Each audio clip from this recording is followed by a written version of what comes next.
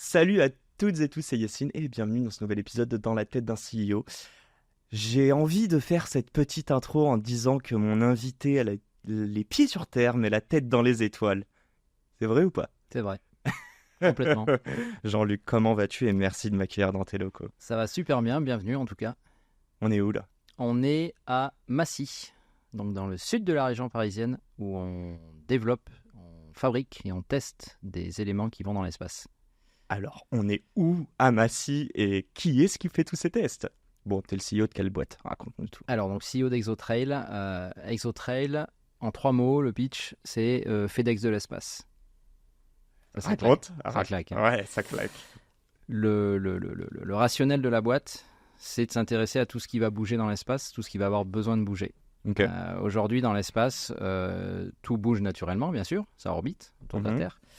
Mais de plus en plus, parce qu'il y a de plus en plus de satellites pour des besoins terrestres, tous ces satellites ont des besoins de mobilité supplémentaires pour aller rejoindre leur orbite opérationnelle, pour, pendant leur durée de vie, changer d'orbite pour éviter les objets, les collisions en particulier. Et puis en fin de vie, il va bien falloir en faire quelque chose de ces satellites. Et on peut imaginer de les bouger, de les faire redescendre dans l'atmosphère, etc. Donc tout ça, c'est du travail, c'est du management de la mobilité, et ça, c'est la définition de la logistique, mais dans l'espace. Alors, tu vas nous expliquer tout ça. On va parler d'orbite, on a bien compris. Mmh. Moi, je préfère faire un gros disclaimer. Je ne suis pas expert. D'ailleurs, tu sais, je me suis fait la réflexion. Je crois que tu dois être le 180e invité. Et je crois que c'est la première fois qu'on parle d'espace dans mon podcast. Génial, fallait venir avant. Donc, vraiment, trop cool. J'ai une petite question à te poser avant ça. Alors déjà, petite parenthèse, ne tape pas trop sur la table. Okay. Je sais que tu as de l'aplomb dans ce que tu dis, mais je l'ai entendu, ça avec résonne beaucoup, pas mal. Donc, je vais Quoi, faire tu es attention. du pays du Sud ou... Un petit peu des origines italiennes. Ce nom de famille Maria, donc c'est de l'Italie. C'est ça. Bon, on n'est pas là pour parler de ça. Raconte-moi une chose. À quel moment l'espace, cet environnement, cet univers même, a atterri dans ta tête? Est-ce que tu vas nous la jouer comme Thomas Pesquet, tu vois, tu t'es fabriqué une petite fusée à 4 ans Alors, absolument pas. Ok. Je pense que je suis un peu le mec qui était à un moment donné où il y a eu une opportunité et puis ça m'a plu et du coup j'ai continué dans cette voie-là. Non, pas du tout. J'ai eu un parcours assez classique. Mais t'as grandi où toi déjà? Alors moi j'ai grandi à la campagne. Ok. Donc l'espace. Dans la vallée du Rhône. C'est les ovnis, c'est ça? C'est les ovnis, ouais. Qu'on observe quand il fait bien noir la nuit. C'est donc où est grandi à la campagne dans la région Rhône-Alpes, à côté de Valence. Attends, je dis ça, je crois qu'il y a un centre près de Toulouse.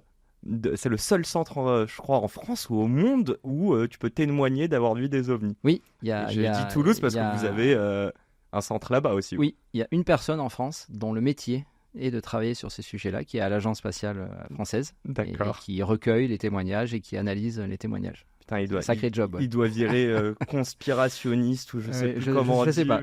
Bref, excuse-moi, je t'ai interrompu. Donc, grandi à la campagne, ouais. Oui, donc parcours à peu près normal, scolaire, sans trop se poser de questions. Genre bon élève de ouf? Genre élève plutôt bon moyen, mais voilà, pas exceptionnel non plus. Ok. Ça c'est mon côté humble, hein, on va faire comme ça. Non, mais du coup pas eu vraiment de questions à se poser, déroulé un parcours à peu près classique jusqu'au bac, après une prépa mathématiques, et puis intégration d'une école d'ingénieur après un an de prépa. Ok. Un an? Ouais, un an. Comment c'est possible ça? Parce que j'étais hyper doué. Non, je déconne. C'est à l'époque et tu veux pas nous donner ton âge? Non, j'avais 16 ans en fait. Non, pas du tout. Il y avait quelques écoles d'ingénieurs qu'on pouvait intégrer après la fin de première année. Ah, je savais pas du tout ça. Et en fait, j'étais pas forcément hyper scolaire à ce moment-là et j'avais envie de rentrer un peu plus vite dans du concret. C'est quoi l'espace à ce moment-là dans ta tête? Ça n'existe pas. J'allais dire, ça occulte quel espace? Ça n'existe pas encore. Okay, ça n'existe pas encore. C'est en avançant dans ce parcours d'école d'ingénieur que, alors grande chance dans cette école, chaque année il faut aller faire des stages à l'étranger, voilà. Donc ça permet de découvrir tout un tas de domaines. Ouais. Puis encore une fois, à un moment donné, j'étais intéressé par de la chimie, donc je vais faire un stage en chimie, puis je m'aperçois que ça me plaît mais absolument pas. À remplir des camions avec de la peinture, les pieds dans l'eau l'hiver, vraiment. Okay. Voilà. Et puis petit à petit, je raffine le projet et j'ai à un moment donné l'opportunité de travailler dans un stage, à commencer à travailler sur les fusées. Chez qui? À l'ONERA. C'est quoi? L'ONERA, c'est un centre de recherche aéronautique et aérospatiale en France. C'est public? C'est Je crois que c'est public, oui. Ok. Et donc là, voilà, ça commence à m'intéresser. Et puis les stages suivants, je continue dans ce domaine-là en Allemagne pour travailler sur les gros moteurs d'Ariane 5. Donc là, ça commence à être un peu plus sympa, un peu plus concret. C'est quoi ce qui t'intéresse dedans? C'était de l'ingénierie à ce moment-là. Ouais, C'était une école d'ingénieur, l'ingénierie. Non, je sais, mais dans ton premier stage, donc là, ce deuxième, on va dire, mais où tu rentres sur le spatial. C'est un peu le prestige du domaine. Okay. C'est quand tu es jeune, que tu n'as pas forcément un parcours ou une passion particulière, tu dis le spatial, c'est sympa. Puis en fait, je m'aperçois qu'il y a des opportunités pour travailler dedans, un peu quel que soit le métier qu'on fait. Parce que le spatial, on peut y travailler en étant mécanicien, électronicien, faire de la com, etc. Enfin, il y a tous les métiers chez nous. D'ailleurs, c'est une industrie, c'est une industrie en tant que telle. Et puis voilà, un projet qui se raffine petit à petit. Et je me retrouve à faire une spécialisation après mon école d'ingénieur, où là je pars à Super-Héros dans la région toulousaine, et là je mange 1 an de pur spatial. Quel objectif en tête? Quel objectif? D'arriver à trouver un job dans ce domaine-là. Je sais pas encore quoi. Toujours pareil, le domaine m'intéresse. Moi, j'avais une formation d'ingénieur un peu généraliste quand même, un peu sciences des matériaux. Voilà. C'est quoi? C'est plus génie civil, ça? C'est non. Matériaux appliqués à l'industrie du spatial, donc pour fabriquer les satellites. Ça, en fait, c'est les cours de mes anciens colocs au Canada qui étaient en génie civil, et je vois très bien un truc des matériaux mécaniques, des fluides, ou je ne sais quoi. Et puis, je me retrouve à faire un dernier stage à Cannes. Donc sympa, à côté de la mer, chez Thales, Alenia Space, qui là vraiment commence vraiment à me passionner. Fin d'études, ça? Fin d'études, ouais. Et là, je me retrouve sur le marché de l'emploi. Je suis à Toulouse. Je commence à chercher, donc c'est les années 2000. Année 2000. C'est que j'ai failli te demander, il y avait Thomas Pesquet dans le paysage, mais non. Il était en même temps que moi à Super-Héros, pas sur la même formation, mais il était en même temps. Tu l'as croisé?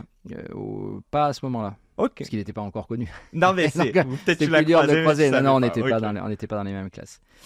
Et... Non, mais la mini parenthèse, et on va en reparler d'ailleurs de la France, est-ce qu'on est bon dans le spatial? Je te l'ai posé en off, en amont, mais est-ce que tu dirais que Thomas Pesquet aussi est un porte-étendard du spatial en France? Complètement. Ouais, il l'a démocratisé.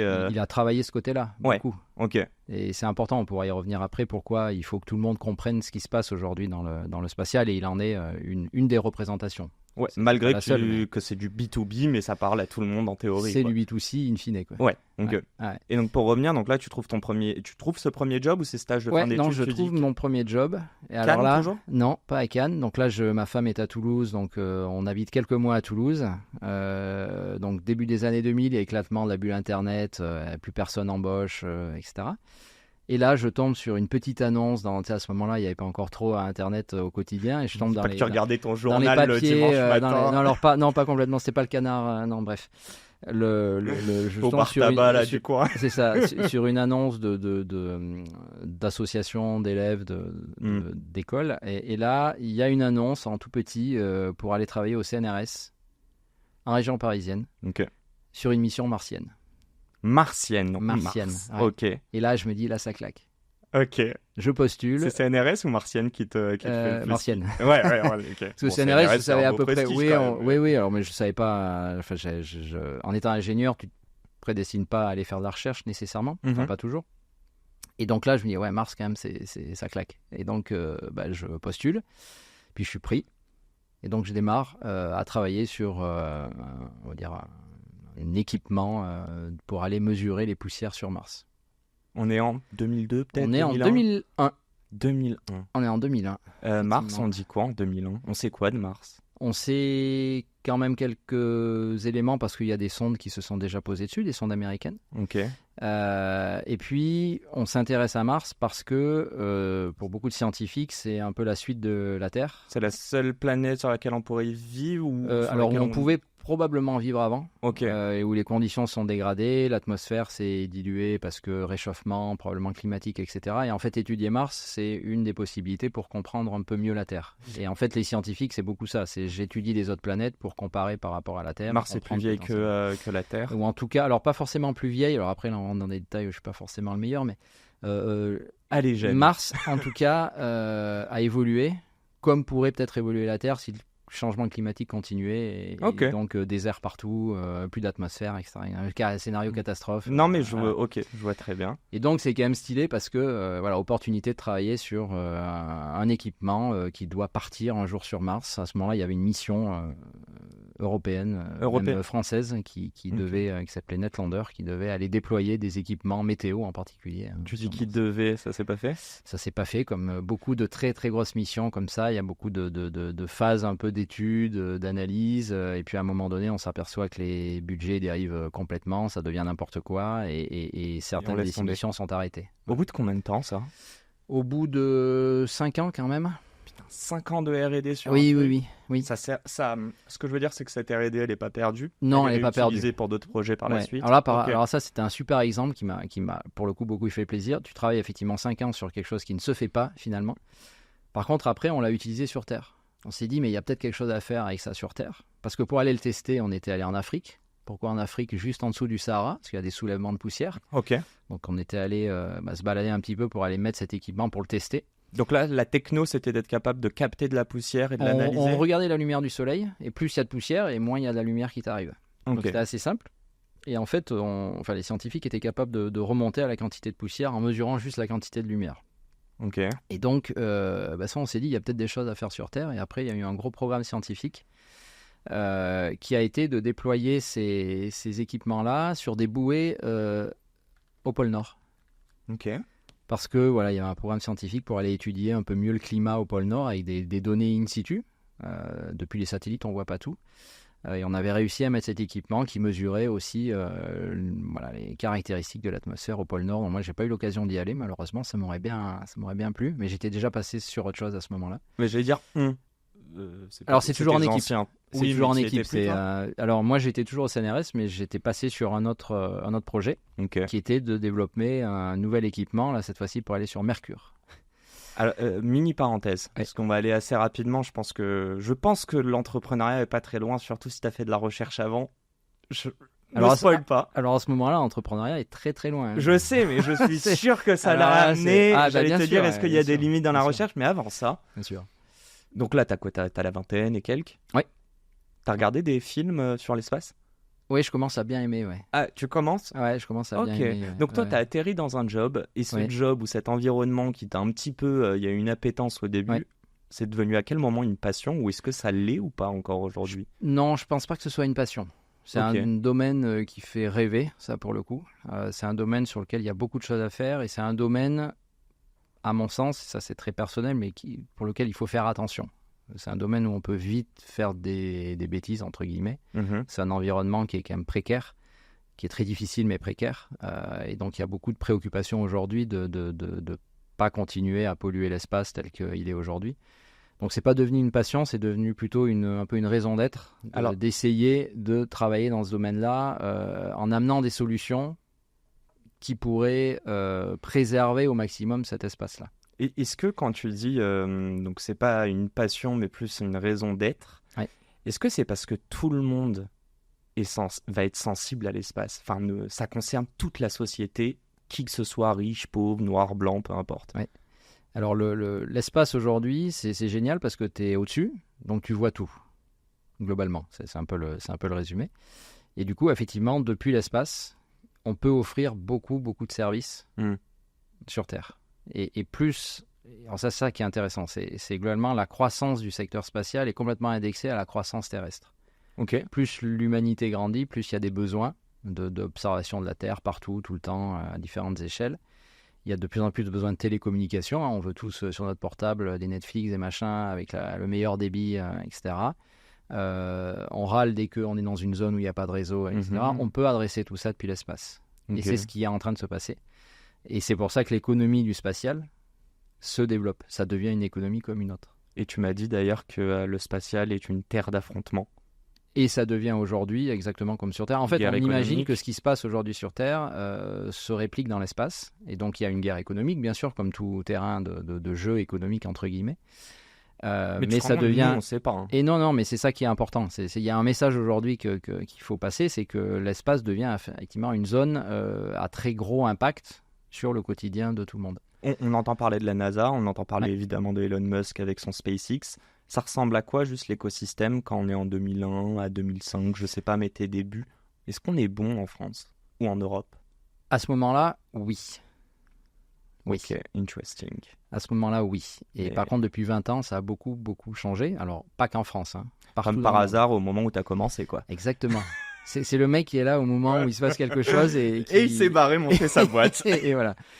Il y a un jour une personne qui a été importante pour moi, on pourra y revenir, qui m'a dit, il y avait une chose que j'avais qui était l'intelligence contextuelle. C'est-à-dire, je ne suis pas un révolutionnaire à vouloir aller casser ce qui existe, c'est plutôt de faire quelque chose de mon environnement. Et là, c'est un bon exemple, effectivement, c'est en 2000, 2001, il commence à y avoir, à ce moment-là, le paysage du spatial, c'est des grandes agences nationales, historiques, la NASA, le CNES en France, l'ESA en Europe, et puis les équivalents en comment Russie. En Europe L'ESA, l'Agence spatiale européenne. En Russie, avec qui d'ailleurs j'ai eu l'occasion de pas mal travailler en étant au CNRS, parce qu'il y avait des relations très profondes depuis même la guerre froide dans le domaine scientifique. Et donc c'est que depuis les années 60-90 sont très chauds en Russie, tu dirais? En fait, la France a toujours eu une très bonne relation scientifique avec les Russes. Il y a eu beaucoup... Oui, non, je fais attention. Tu remarqueras, Ce podcast est enregistré un 28 juin 2024, exactement. Je préfère le dire. Non, mais c'est aussi... On peut dire que c'est dramatique ce qui se passe, parce que moi, du coup, je suis arrivé dans le monde du travail, et au bout de 4 ans, 5 ans, je suis intégré dans des projets avec qui on travaille, avec lesquels on travaille en partenariat, avec des équipes russes, avec des équipes japonaises, avec des équipes européennes. Et là, je m'aperçois que la relation franco-russe historique est très forte, en particulier sous l'angle scientifique. Et il y a eu des missions incroyables qui ont été faites entre les deux pays, donc on peut que en réjouir à ce moment-là, et être un peu désespéré de la situation actuelle. Mais voilà, donc c'est un environnement en 2001 où c'est un peu la continuité des années 80, 70, 80, des grands programmes, des grands satellites, des agences qui s'appuient sur des industriels, etc. Pas de start-up à cette époque. C'est quand SpaceX? Pas de start-up. Quelle année? SpaceX, c'est fin des années 2000. Ouais, c'est ça, ok. Fin des années 2000, effectivement, il se passe quelque chose. SpaceX arrive. Et pourquoi ils arrivent? Au-delà de la capacité de son créateur de s'intéresser au sujet depuis longtemps et d'avoir beaucoup d'argent à mettre pour la création d'une entreprise, parce qu'il venait de vendre PayPal.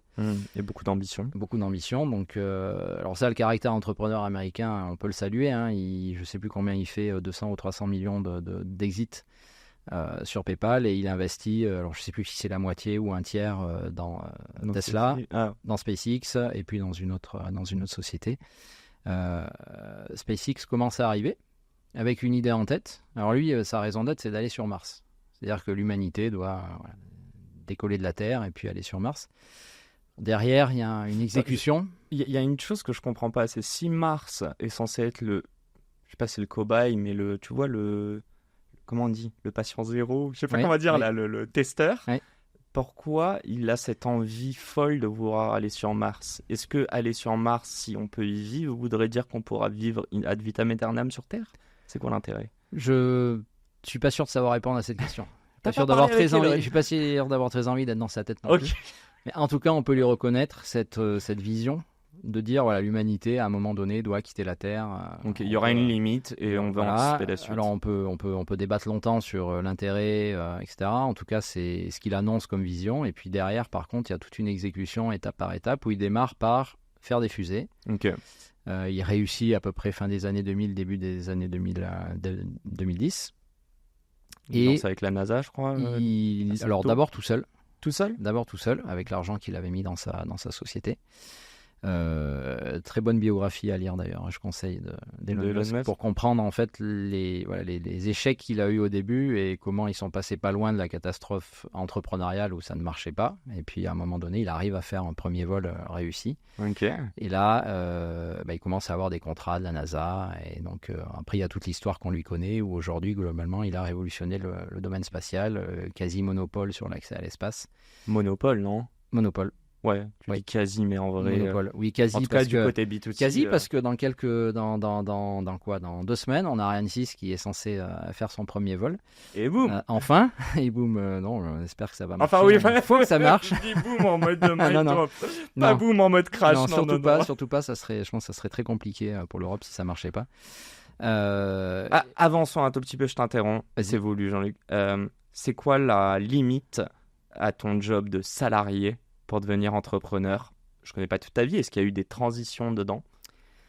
Alors oui, il y a eu une transition où, donc je reviens un peu à un flashback, je suis au CNRS, donc je travaille sur des équipements qui vont sur des satellites, martiennes, sur ouais. des projets du coup très longs.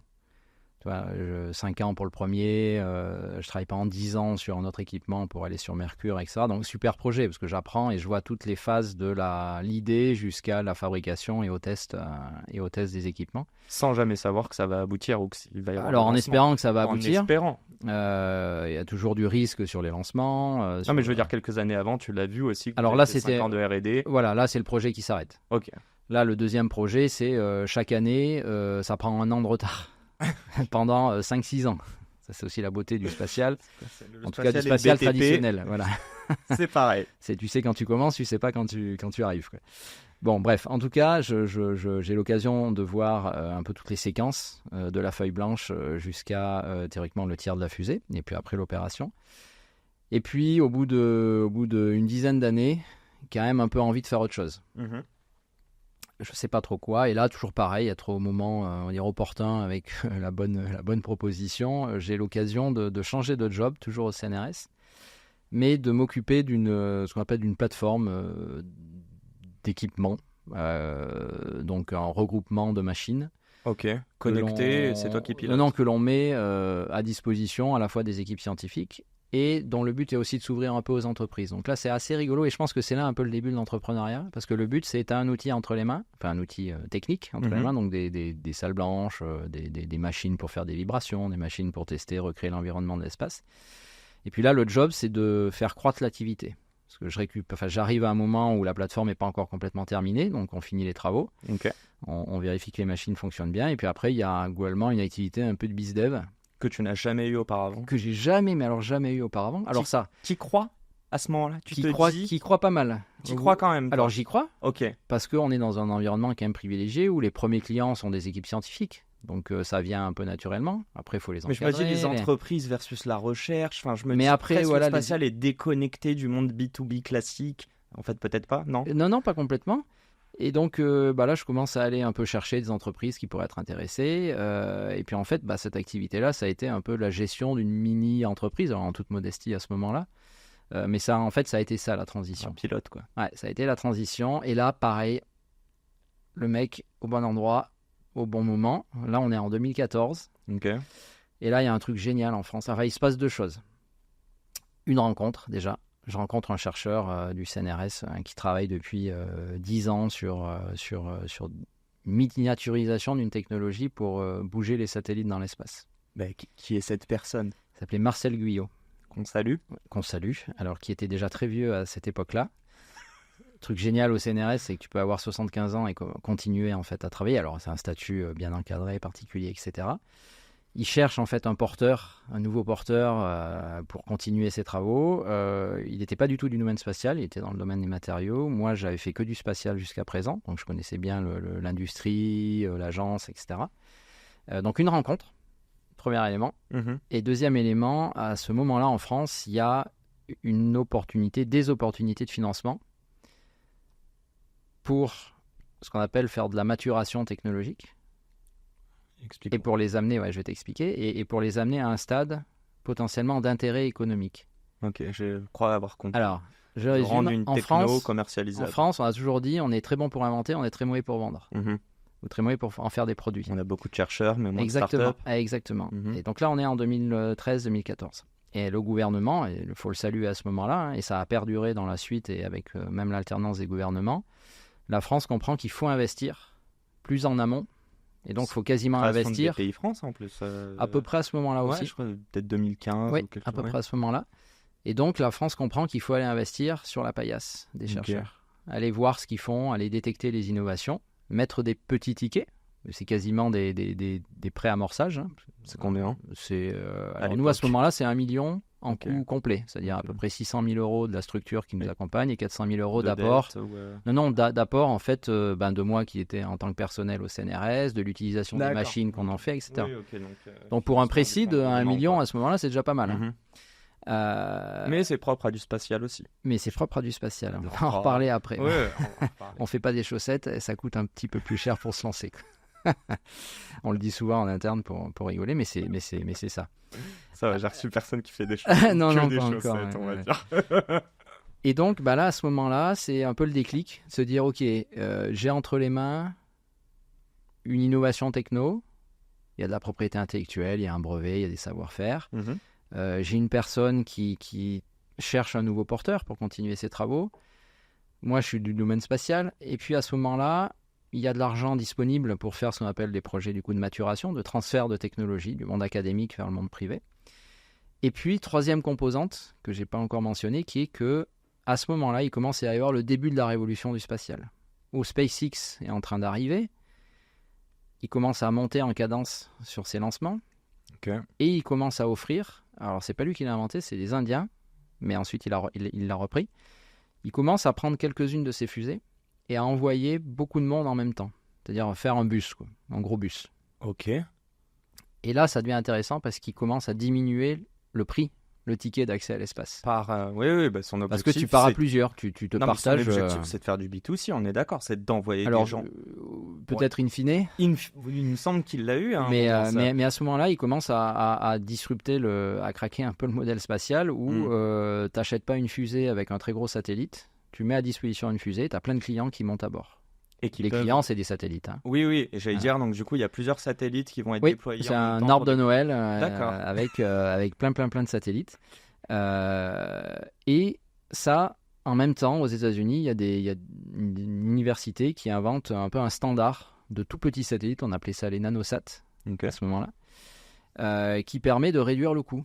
Et là, il y a plein de projets étudiants en particulier qui se disent, enfin les profs, qui se disent, j'ai un super outil pas très cher, je vais arriver à me faire sponsoriser quelques centaines de milliers de dollars, et je vais pouvoir former mes étudiants sur un objet concret qui est un vrai satellite, puis on va aller le lancer, et comme ça, je vais assurer une qualité de formation excellente. Lui, là, si je comprends bien, pardon, il est opérateur, il va permettre de passer de terre à l'espace et Voilà. de déployer, mais ça. les clients sont, alors je vais pas dire les manufactureurs, mais des concepteurs.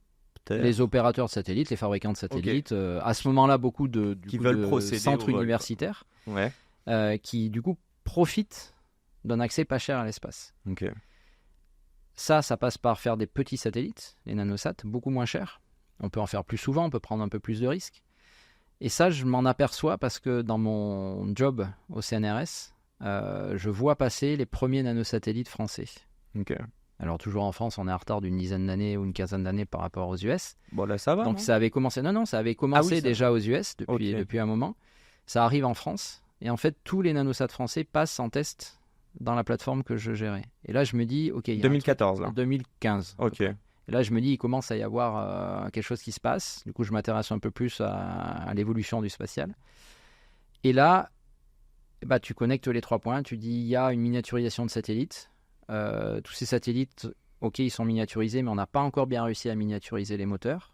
Ok. J'ai rencontré un chercheur qui travaille sur une thématique de moteur. Et puis, il y a de l'argent, potentiellement, pour aller monter en maturité sur l'objet. T'as eu tout aligné en même temps. C'est un alignement de planète, hein. On reste dans le domaine spatial, mais c'est exactement ça. C'est ton éclipse, quoi. Ouais, oui, je sais pas. J'essaie de faire des rêves, Ouais, mais non, je vais me chier sais à un pas, moment. là. Non, mais c'est ouf, en gros, t'es Ouais. juste en train de dire, hein, si je résume bien. Vas-y. Il y a une techno, Ouais. tu la vois et tu dis, ah, Ouais. c'est intéressant. Après, au même moment, tu vois qu'il y a beaucoup de personnes qui ont de l'intérêt financier pour cette techno. Oui. Et en plus de ça, tu rencontres un mec Ouais.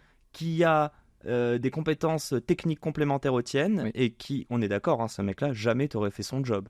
Non. Ok, donc là, je comprends tout sa ligne. Ouais. Ma question, t'es pas le meilleur élève, Ouais. t'es pas le meilleur vendeur, Non, carrément pas. je sais pas si t'es le meilleur manager, opérateur, bref, en quoi t'es légitime pour monter une boîte à ce moment-là versus continuer ton projet? Alors ça, c'est une bonne question. Si je mets de côté le syndrome de l'imposteur, on pourra Et en je pense parler. qu'il est central aussi. Ouais, oui, mais il est vas-y, central aussi. dis-moi.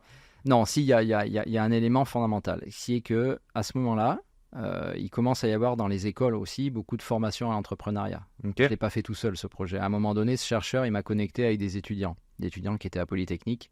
Et le tout début du projet, j'agrège dans le projet l'école Polytechnique, d'autres instituts, de Paris-Saclay, etc. On y va en équipe. Ok. C'est moi qui pilote le premier développement technique. Ils sont rémunérés, tous ces gens-là, ou c'est Alors, que les du étudiants, non, bénévolat? ils finissent leurs du études. bénévolat. Et après, moi, je suis rémunéré, mon Oui, employeur, oui, c'est mais le quand tu dis que tu CNRS. vas les chercher, c'est pas des employés ou quoi. Non, C'est non, ok. non, pas du tout. Trop cool. Donc là, on y va. Bonne astuce, On hein. y part en équipe. Ouais,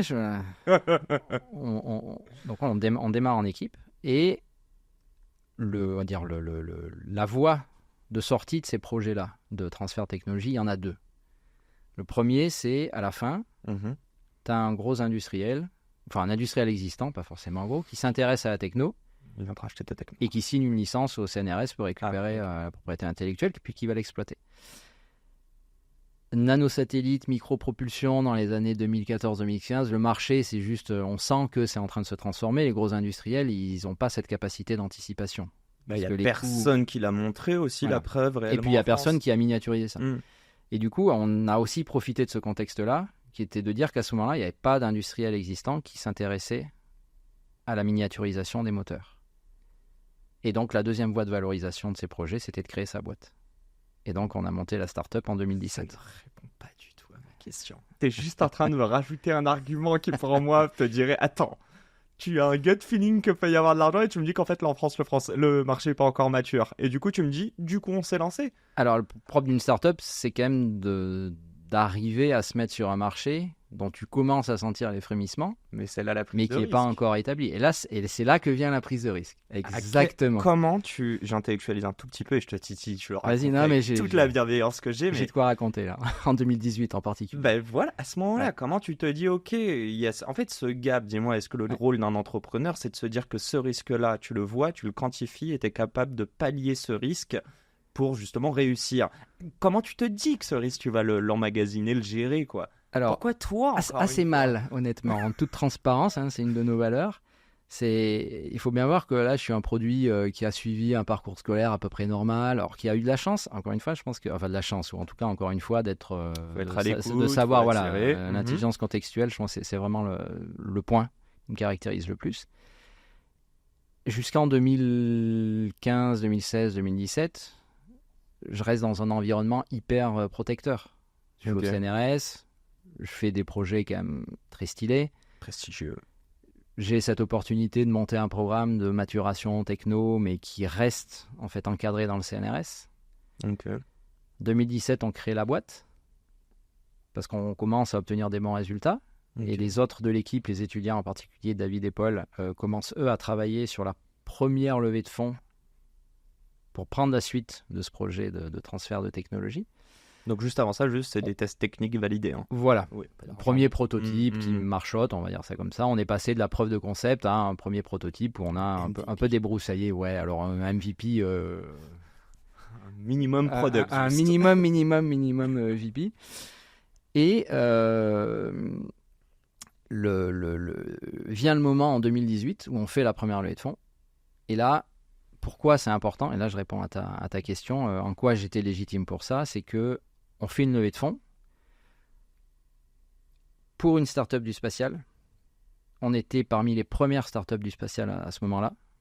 Et donc, il n'y avait absolument aucun fonds d'investissement qui s'intéressait au spatial pour faire des investissements. Mhm. Et donc, on prend un peu notre bâton de pèlerin. Et là, on le dit souvent, le premier facteur d'investissement de VC, c'est l'équipe. Et effectivement, quand tu mixes deux étudiants brillants qui ont fait un parcours entrepreneurial, qui ont fait des super stages, Dont un très mauvais vendeur. et tu rajoutes à ça un mec, moi, qui est au CNRS, mais qui amène quand même la caution technique du domaine, et ben là, ça commence à matcher. Est-ce que tu bluffes à ce moment-là? Non, j'ai jamais bluffé. Est-ce que tu ne t'auto-convaincs pas à l'instant T que tu es au meilleur endroit, au meilleur moment, avec les meilleures personnes pour monter ça? Comment tu arrives à convaincre ces investisseurs? C'est que des badges, tu vas me dire, et un background? Faut que tu Oui. dégages quelque chose quand même. On l'a dégagé collectivement. Je pense que une des forces de la boîte aujourd'hui, on est 4 fondateurs, le 4e est arrivé un peu après. Alors un peu après, la création de la boîte en 2017, mais un peu avant la première levée de fonds qu'on a fait. Ok. On savait, on était 3, donc David, Paul et moi, il nous manquait quelqu'un qui avait déjà monté une boîte ou participé au montage d'une boîte. Et donc là, c'est Nicolas qui nous rejoint, qui était Quel dans profil? une start-up. Profil ingénieur aussi, on est 4 ingénieurs, hein, Ouais, ok. mais qui avait aidé à monter une boîte très tech, rien à voir avec le spatial, il désalinisait l'eau de mer. Ok. Mais avec un peu le même profil de boîte. Un chercheur, de la propriété Très intellectuelle, un tech, produit technique. commercialisé en B2B, voilà. ok. Donc ça, on savait qu'il nous manquait un profil comme ça. On le trouve par, encore une fois, un jeu de hasard, de rencontres incroyables. Dis-moi en 30 secondes. On avait pris un stagiaire. Ce stagiaire, il était en master entrepreneurial à Centrale. Nicolas avait fait ce master quelques années avant, du coup donné quelques cours. Et là, ce stagiaire nous dit, j'ai un prof, il est en train de changer de taf, il quitte sa start-up, il cherche un nouveau projet, il nous le présente, et là, super fit, et on continue comme ça. Et c'est ma parenthèse à tous les entrepreneurs qui nous écoutent. C'est peut-être la meilleure raison pour laquelle il ne faut pas sous-estimer un stagiaire. Exactement. C'est incroyable. Ouais. Et il faut aussi peux- avoir ton humilité à ce moment-là de te dire qu'il te manque des qualités dans l'équipe. Alors, l'humilité, pas que moi. Hein. Oui, toi et Au les trio initial, D'ailleurs, faut effectivement. peut-être dire à la mini parenthèse, c'est que t'es CTO à l'époque, t'es pas CEO. Alors, voilà, là, on arrive à ma légitimité. J'essaie de répondre à ta je te question. Hein, titille depuis tout à l'heure. en je fait. rame un peu, c'est un peu long, mais mais ma légitimité à ce moment-là, c'est effectivement, j'amène cette caution technique. J'ai quand même bossé 2 ans techniquement sur ce projet-là en parallèle de mon job au CNRS. Et naturellement, pour les premières années de la startup, vu mon profil, je suis le CTO. Il n'y a pas de débat. On se répartit les rôles entre les 4. Et donc, je démarre sur un profil de directeur technique de la boîte. Le premier objectif de cette première levée de fonds, c'était de faire notre prototype de moteur et de le mettre dans l'espace et de le faire fonctionner dans l'espace. Ok. Et donc, là, c'est 2 ans de travail. Je veux dire, donc 2 ans de R&D de dingue. Alors, la R&D, on en avait Vous l'aviez fait déjà avant. fait un peu, ok. Là, c'est globalement de se dire, OK, dans 12 mois, 14 mois, notre moteur, qui est aujourd'hui sur la table, qui marchote, machin, il faut aller le faire fonctionner dans l'espace. Question à 1 million. Combien de retard? Alors, à peu près question à 1 million, d'ailleurs. Littéralement. Non, un peu moins, un peu 800 moins. 000. Un peu moins, voilà.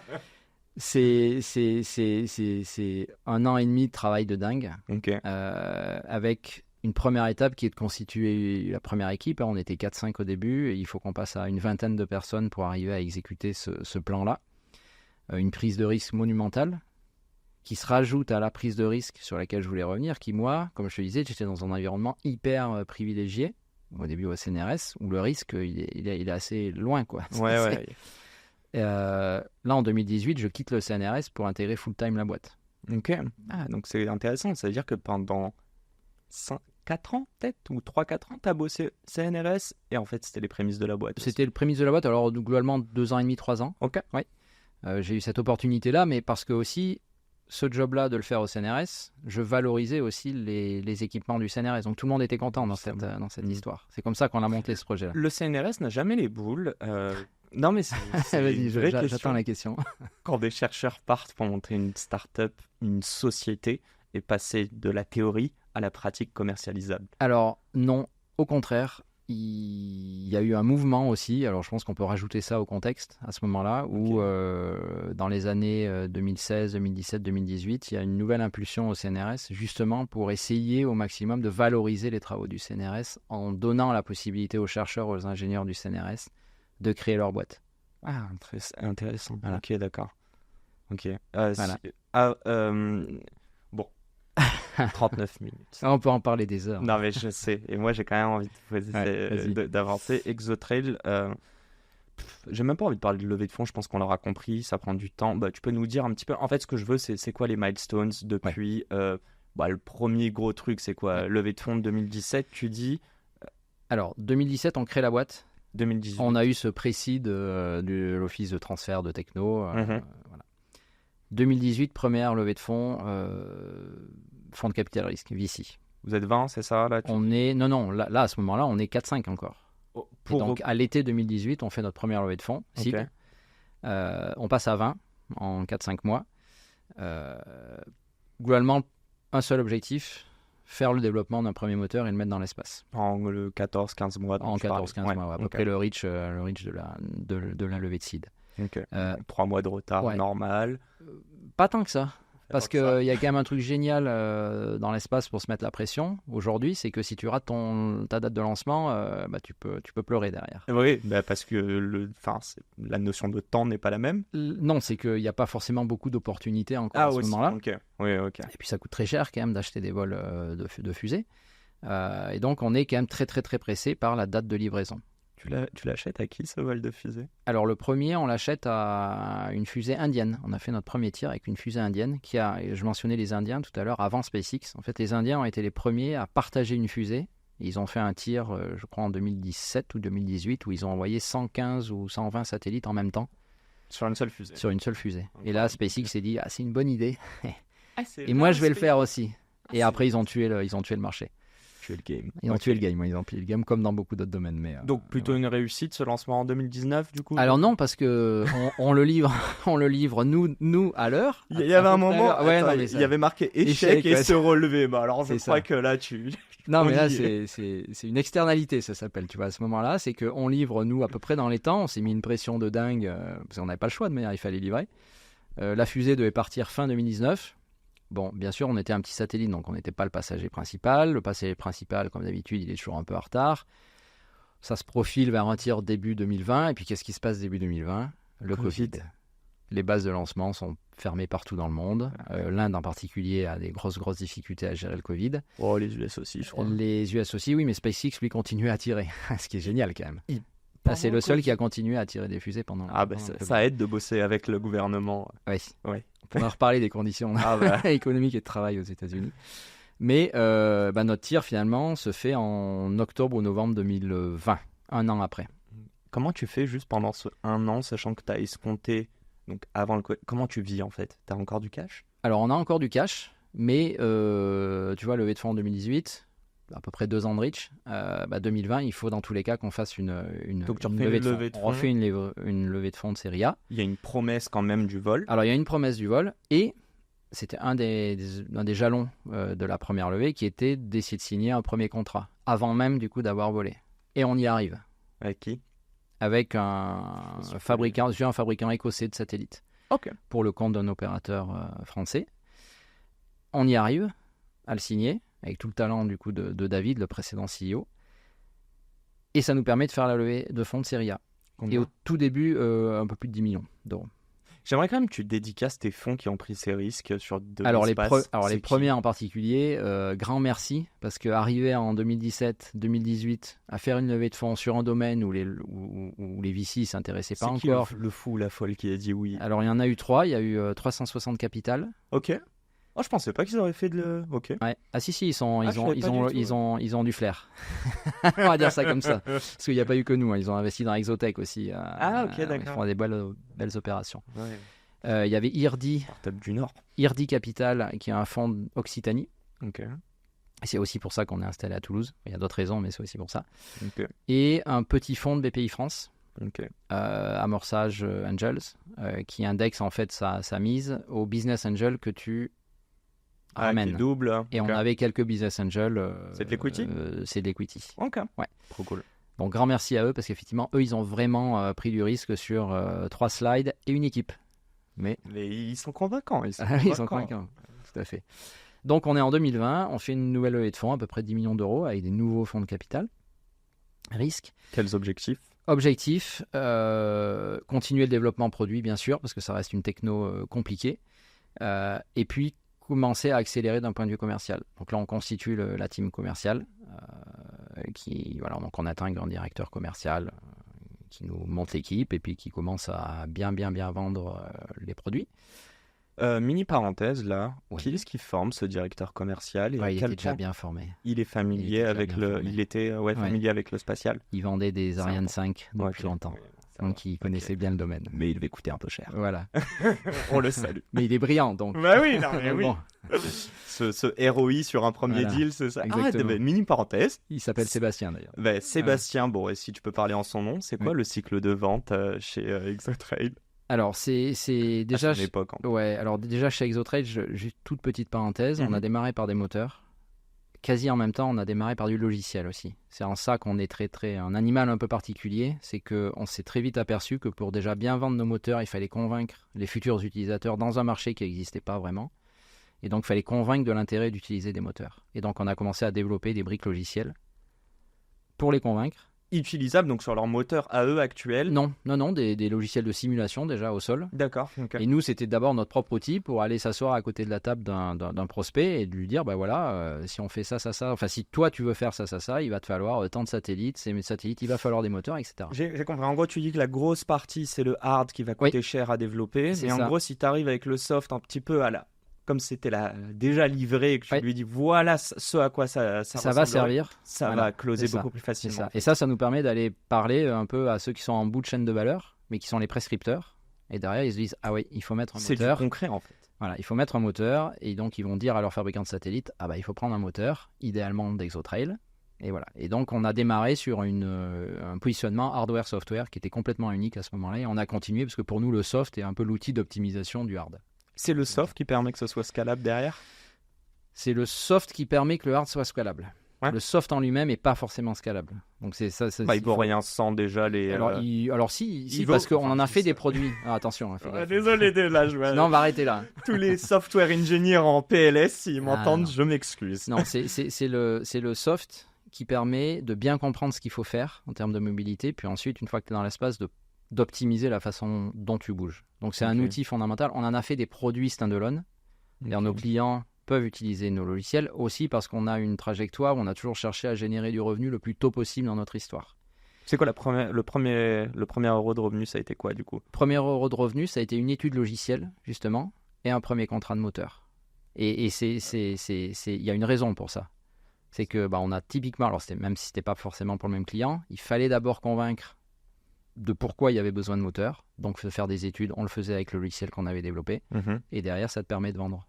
C'est une sorte de bootstrapping, si vous aviez levé. Ouais. Ok. Voilà. Et combien de temps juste le cycle de vente ? Alors, le cycle de vente, pour répondre à ta question, sur les moteurs, c'est quelques mois.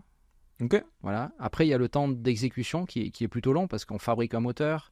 Donc, on n'est pas sur de la vente et puis 3 semaines après, on livre le moteur. C'est pas une bagnole, quoi. Ça peut être entre 6-8 mois jusqu'à 12-24 mois en fonction de la configuration des moteurs. Donc ça, qu'est-ce que ça veut dire ? C'est qu'on est sur des cycles longs par rapport à beaucoup d'autres boîtes. Et donc ça, il faut bien l'intégrer dans une trajectoire d'equity et de levée de fonds. On est sur des cycles longs, on reste sur des cycles longs. Et ça, il faut que les investisseurs comprennent et acceptent d'investir dans des boîtes qui ont des cycles longs. Si tu te présentes demain, vous êtes une boîte de hardware, c'est votre value prop qui est supportée aussi par une techno aussi bien dans le hard que dans le soft, c'est ça ?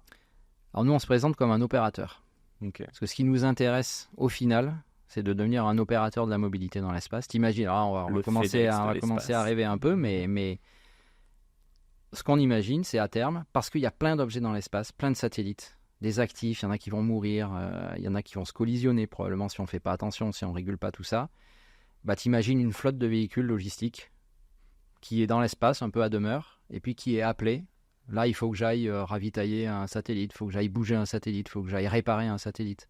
Okay. C'est ça le modèle et la vision d'Exotrail. C'est de devenir un opérateur de la mobilité. Pour ça, il nous faut des technos, il nous faut des véhicules. Alors la techno, les moteurs, il nous faut des véhicules, des satellites, et il nous faut toute l'intelligence logicielle pour manœuvrer correctement dans l'espace. Si on avance un tout petit peu, 2018-2019, même pas, n'importe quoi, 2021, là, la grosse levée de fonds, enfin les 10 millions. 2020, les 10 millions. Ouais. Structuration d'équipe commerciale, on va sur le marché, on a notre première démonstration de moteur, donc on commence à gagner de l'héritage, de la visibilité sur le marché, donc là ça commence à prendre. Et puis ça nous amène en 2021, où là on fait le switch en termes d'organisation interne. J'étais CTO, je passe CEO, David CEO passe au produit, CPO, parce qu'on a une offre, tu l'as compris, assez unique d'hardware, software, service qu'il faut hyper articuler. Il n'y a plus de CTO. J'étais irremplaçable. Non, mais c'est incroyable ça, ok. Non, par contre, on a 3 produits très différents. Des moteurs, satellites, logiciels. Et donc, on prend 3 personnes, une personne sur chaque thématique. Donc, vous ne vendez pas aux mêmes clients à chaque fois ? C'est pas nécessairement les mêmes clients. Mais il peut y avoir de l'upsell. Et du cross-sell. Et du cross-sell, ouais. Et en fait, c'est la beauté de notre modèle. Et c'est dans ça qu'on croit beaucoup. C'est que nos logiciels nous permettent de vendre correctement nos moteurs. Nos moteurs peuvent être une alternative à nos satellites et vice-versa. Et tout ça se nourrit. Et en fait, on a regroupé tout ça et on a beaucoup travaillé ça avec David en 2021 quand on a fait le switch sur un peu un concept marketing qui est un hub de mobilité où on a tout un tas de solutions, celles qu'on a mentionnées, des produits de mobilité spatiale qui se nourrissent les unes les autres. Et en fait, pris séparément, on va dire on attaque un petit segment, un petit marché, mixer tous ensemble, ça nous permet de discuter avec tous les acteurs de la chaîne de valeur du spatial et donc d'avoir une visibilité à 360 degrés de ce qui se passe et donc de pouvoir anticiper quels sont les produits les plus pertinents à développer. Si on voit un peu la gueule du marché, c'est quoi l'offre sur les trois, le produit d'appel quoi? Produit d'appel, celui qui marche aujourd'hui, sont les moteurs. Donc c'est les moteurs, c'est la miniaturisation. C'est la miniaturisation que personne n'avait fait. On n'a pas innové technologiquement. On a miniaturisé une technologie qui existait déjà. Non, c'est une innovation, bien sûr. Mais on n'a pas inventé une technologie. On a miniaturisé. Et c'est une nuance importante. Cette technologie existait là depuis longtemps. À tes fonds, ça. Oui, bien sûr, bien sûr. Je peux même me bander les yeux puis les oreilles, puis je peux te le faire. Non, on n'est pas en investor meeting. Voilà. Mais on a en fait miniaturisé ce que personne n'avait jamais fait. Parce que pas forcément besoin, il n'y avait pas de petits satellites avant. Et puis aussi parce que beaucoup, et ils nous l'ont dit au début quand on est allé se présenter à certaines entreprises, etc., ils nous ont dit, mais juste c'est pas possible, vous n'y arriverez pas. Voilà. Donc, tu dois faire tes premières preuves. Donc, on va le faire parce que c'est impossible, on va essayer de le faire. Oh, ce beau mindset entrepreneurial. Il y a eu une levée de fonds, je crois. Oui. 35 ou non 54. J'allais dire j'ai inversé, série même B. pas du coup. Alors, série B, on se décide à faire la levée de fonds. On se dit, en 2021, quand on fait le switch d'organisation, on se dit, il va nous falloir une levée de fonds horizon fin 2022, début 2023. Pour faire quoi? Donc moi, je switch de job. Je passe de CTO à CEO. Donc là, un job que j'avais jamais fait. Moi, j'avais envie d'évoluer, de progresser. J'avais fait beaucoup d'opérationnel. J'étais CTO, j'étais au CNRS. J'ai toujours bossé sur du concret, de l'opérationnel. J'avais envie d'évoluer. Et à l'inverse, David, parce qu'on se structurait beaucoup à ce moment-là, avait envie de revenir sur du très très opérationnel, et c'est pour ça qu'on avait un très gros besoin au niveau du produit, de l'articulation des produits, et qui crée en fait l'équipe qui est fondamentale chez nous, l'équipe produit. Ok, on va revenir là-dessus. Donc là, je switch de casquette. Déjà, on a une chance incroyable de pouvoir le faire en interne, on est 4 fondateurs, donc on ne déstabilise pas quelque part la société. Les investisseurs nous font confiance, me font confiance à ce moment-là, et grand merci à eux aussi. C'est pas toujours évident, les changements de CEO. Donc, il faut que j'apprenne mon job. Et puis, en fait, on part en levée. Donc, il faut aussi que j'apprenne le job de levée, qui est un job à part entière. Clairement. Donc là, une période en termes de sortir de sa zone de confort qui est pas mal. Hein. J'en avais déjà vécu une, du coup, en 2018, parce que je quittais un monde feutré, un peu pas feutré, mais privilégié, sécurisé du CNRS. Là, deuxième gros challenge, qui est d'apprendre un boulot en même temps que tu fais une levée de fonds. Grosse levée de fonds qui n'était pas évidente parce qu'on a un objet, encore une fois, on est un animal un peu particulier où on fait du soft mais on n'utilise pas, enfin c'est pas du B2B SaaS avec les metrics classiques des fonds. On fait de la tech et en plus on fait du spatial. Donc là, une fois que j'ai dit ces trois choses, tu as 98% des fonds que tu rayes de ta liste. Ouais, puis tu veux dire hardware, cycle de vente 2 ans, merci, au revoir. ROI, il y a plus de 50 ans. Voilà. Non, pas 50 ans. Non, mais je charrie, mais j'imagine c'est ce qu'ils se sont dit en 2014. Tu vois un peu le step qu'il a fallu que je fasse en fait en 2021 et 2022, où là, pendant un an, on lève des fonds.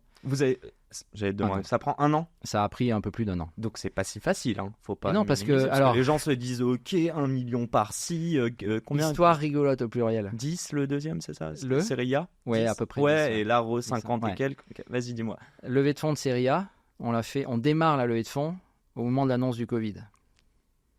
On démarre la série B, invasion russe en Ukraine. On s'est dit, allez, là, on est bien. En termes d'intelligence de contexte, là, on est pas mal, quoi. Okay. Oui, mais enfin, je rigole, mais pourquoi c'est important, c'est que ça a déstabilisé les marchés financiers. Inquiétude géopolitique, et donc ça, rajouté à l'éclatement quand même d'une bulle tech en 2022, beaucoup des États-Unis, où les valorisations s'étaient envolées en 2021, etc. Retour, correction à un peu plus de normalité. Vouloir lever en 2022 n'est pas une très bonne idée, en fait. J'ai une mini question. Ouais. Est-ce que tu estimes que, quels que soient les temps de crise, si tu as un bon business, il se financera? Oui. J'allais te dire, tous les voyants sont en rouge pour vous. Parce qu'à toute crise, et il faut le dire comme ça, à toute crise, c'est opportunités. Oui, mais souvent, les gens se disent « Ah, là, il y a la crise, tu vois, je sais pas, avec la guerre en Ukraine et en Russie, du coup, on va se mettre à investir sur des denrées qui, entre guillemets, sont très peu chères, mais qui vont revenir à la norme. » Enfin, je parle de matières premières, etc., sur l'import-export. Là, on parle vraiment de... Je sais pas, on est une start-up. Enfin, le gars, il prend la confiance.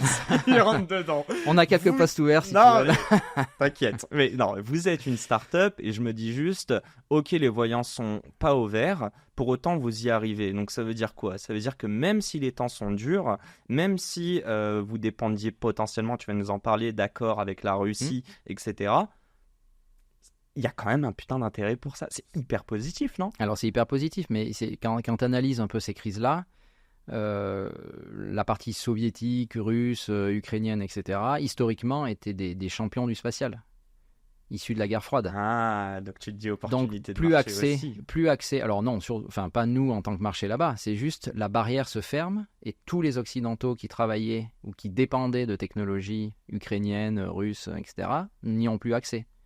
Et en particulier des technologies de moteur. Donc il y a des besoins. Et donc il y a des besoins, des stratégies de supply chain qui évoluent à l'échelle mondiale, etc. Et là, c'est une formidable opportunité pour nous. Il y a une deuxième opportunité à ce moment-là, et ça c'est important aussi qu'on en parle, qui est, ça se tend internationalement au niveau géopolitique. La défense devient un élément très important dans tous les pays, et de plus en plus. Et l'espace devient un terrain d'affrontement. La première d'ailleurs, on va dire, action dans l'espace de l'invasion russe en Ukraine, est une attaque de satellite. De qui? Un opérateur par un satellite russe. Alors une attaque, c'est un brouillage. Oui, mais pour éviter que les communications puissent se faire au sol. Okay. Et ça, donc là, on est entre beaucoup de monde ne le sait pas, ça. Il n'y a pas les US dedans encore. Il n'y a pas encore les US. Mais j'imagine qu'ils sont rentrés dans cette guerre. Alors, en fait, il ne faut pas se voiler la face. La France annonce en 2018 ou 2019, un peu après, qu'effectivement, il y a des satellites espions qui commencent à aller regarder ce que font les autres satellites dans l'espace, etc. Donc, la prise de conscience, quand même, au plus haut niveau, qu'on a besoin de défendre nos actifs dans l'espace, déjà de comprendre ce qui se passe. Et donc, c'est une formidable opportunité aussi parce que tout ça, finalement, ça se raccroche à notre dénominateur commun qui est la mobilité. Il faut être mobile dans l'espace. La sécurité, c'est partie intégrante de votre value prop, donc c'est-à-dire faire aussi la veille sur vos satellites qui sont en orbite. Alors, pour l'instant, on n'est quand même pas au début de l'histoire, mais on a fourni des sous-systèmes, des moteurs pour des fabricants de satellites. Là, depuis peu, on est devenu opérateur avec notre propre satellite. C'est un produit, une alternative vraiment pour assurer le cas d'usage de la logistique du dernier kilomètre dans l'espace. On a une belle photo avec. Si vous voulez aller on a bien sûr une préoccupation, et ça répond à ce que je disais au début du podcast. On investit le secteur spatial, on envoie nos propres satellites. On est quand même tout à fait conscient qu'on a un devoir de ne pas continuer à la prolifération des objets, des débris, etc. Donc il faut impérativement qu'on intègre dans nos processus de travail et dans les produits qu'on fait le maximum possible de sécurité pour aller éviter les autres objets, pour potentiellement en fin de vie redescendre Je veux dire, il y a une dimension durable aussi. Il y a une dimension durable. La mission de l'entreprise, c'est texto, c'est de fournir des solutions de mobilité pour un espace efficace et durable. Okay. Donc la durabilité, c'est pas forcément en première approche l'espace, le sujet auquel on pense, mais ce qui se passe ou ce qui peut se passer dans l'espace aujourd'hui, c'est qu'il y a une prolifération d'objets, et si on ne fait pas plus attention que ce qu'on fait aujourd'hui, c'est tout cet environnement qui est à risque. Je vais t'embêter, il ne me reste plus beaucoup de temps. Oui. On déborde ou pas? Ah bah carrément. Ok, super. Je vais quand même te poser ces questions, ça va être... Ça reprend tout ce qu'on s'est dit, mais je vais te balancer plein de trucs. La première est simple. À quel point c'est important de devoir bosser avec l'État en France et est-ce que l'État aide ou est-ce que, au contraire, tu estimes que c'est un frein d'un point de vue spatial? Alors, c'est important de travailler avec les États tout court dans le spatial. Le spatial a toujours été beaucoup soutenu par les pays pour des raisons stratégiques. C'est-à-dire les pays qui ont la capacité de maîtriser l'espace sont des grandes puissances. La France en a toujours fait partie. Et donc, monter une start-up dans le spatial aujourd'hui, c'est avoir deux jambes. C'est arriver à sentir les évolutions du marché commercial du spatial qui est en train de se faire, trouver les bons segments de marché, quels sont les bons produits qu'il faut qu'on développe pour les adresser. Mais c'est bien évidemment sur la deuxième jambe de travailler avec les États, avec l'État français en particulier, parce que l'État a toujours été pourvoyeur de demandes et de besoins dans le domaine spatial qu'on peut adresser. Et donc, vous avez quelqu'un en interne qui gère ça, genre les relations publiques. Exactement. Ouais. Alors Ok. ça c'est intéressant comme question. On a Les autres n'étaient pas intéressantes. si, cher Jean-Luc. mais Alors, mais ça va crescendo. Je ne sais pas à quoi je dois on m'attendre à va la fin. terminer encore au top. Allez.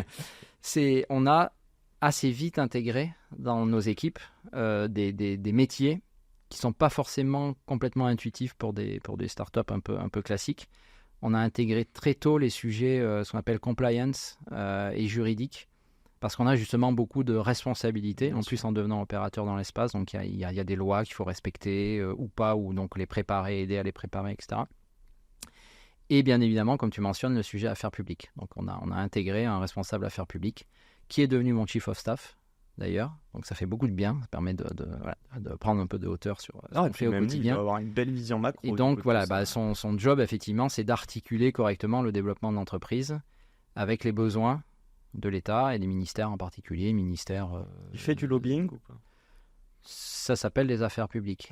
Et le lobbying est très bien encadré. Ok. Et donc, voilà, Non, il y mais a pas de- juste essayer de comprendre. Mais Ouais. du coup, il a des rendez-vous avec l'État ou des représentants Bien de sûr. l'État. Bien sûr. Et c'est quoi? C'est essayer d'anticiper les premiers chaînes loi ou c'est aussi potentiellement, quand on parle de lobbying, avoir une potentielle influence là-dessus?